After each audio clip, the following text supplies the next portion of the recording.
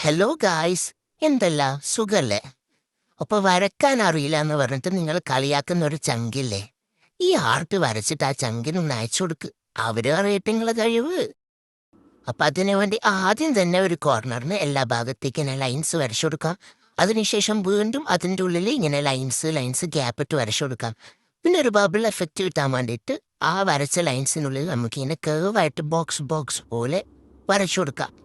അങ്ങനെ കംപ്ലീറ്റ് ആയിട്ട് വരച്ചു കൊടുത്തതിന് ശേഷം ബാക്കി കാണുന്ന ഗ്യാപ്പിൽ ബ്ലാക്ക് ഇങ്ക് കൊണ്ടോ സ്കെച്ച് പെന്നോണ്ടോ ഒന്ന് ഫില്ല് ചെയ്ത് കൊടുക്കുക.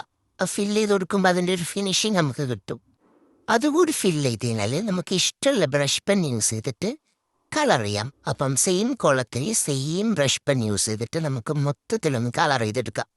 അപ്പം കളർ ചെയ്യുമ്പോൾ തന്നെ നല്ലൊരു അടിപൊളി ലുക്കില്ലേ കാണാൻ വേണ്ടിയിട്ട്. അതിനുശേഷം വീണ്ടും സെയിം കളർ കൊണ്ട് ഒന്നുകൂടെ അതിൻ്റെ ബോർഡർ ഇങ്ങനെ ഒന്ന് കട്ടിയാക്കി എടുക്കാം.